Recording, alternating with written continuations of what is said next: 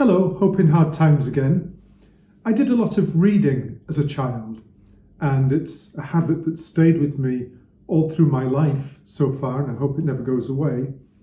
One of my first reading series were the famous 5 books by Enid Blighton, or The Secret 7, or the different books she wrote. They were very story-led. You got to know the characters and what they were up to, and they always had exciting adventures, and sometimes grown-ups would appear on the scene as well. I laughed 3 or 4 years ago when I saw a new series come out based on the Enid Blighton books. This one is called 5 Go on a Strategy Away Day. And it's taking the style of Enid Blighton and the adventure, breathless style that she has, and applying it to what we all know, to business meetings. And it's amusing. There are 5 go gluten-free, 5 give up alcohol, different famous 5 rewrites in the spirit of Enid Blighton. But one thing that lies at the heart, and probably what attracted me to these books, is it's about a team, a group, and how they interact and what they can achieve together that they couldn't achieve apart. And we all know that the threefold chord, if you have 3 strings together and plait them together, they're very, very, very strong, stronger than each one individually. So it's about teamwork, it's about cooperation, it's about pooling resources, it's about mutual support, it's about having a vision that we work together towards. Jesus knew this. It's no accident that some of the first stories in the Gospels are about his gathering together disciples. And disciples are someone that gather around a master to learn his philosophy, to see what he envisions for the world. And then disciples try and imitate.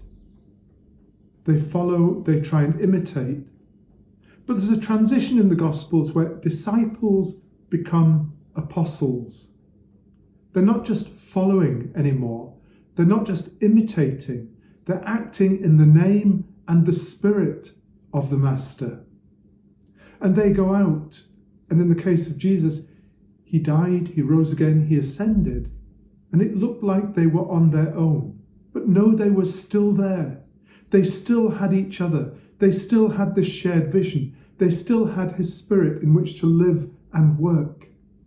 And they became one of the most, surely, effective teams in history. Millions and millions of people became followers of Jesus Christ because of this first, not famous 5 or secret 7, but this team of 12 that went out in different directions as apostles. The word means sent.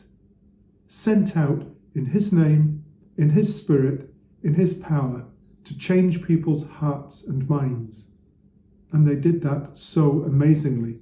And we see again and again in the Gospels, they're all flawed human beings with their faults, their weaknesses, their failings, but with tremendous enthusiasm, driven by the goodness they had received that they wanted to share.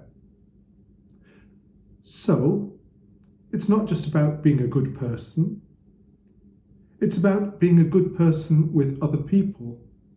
It's about working together effectively in a team-like manner to change for better what we would like to change, and all the time adding other people to the project so the project gets stronger and stronger. We might not need strategy away days, but there's so much we can do when we work with others of like mind for the good of each other, and even more importantly, for the good of the planet and all its people. Thank you.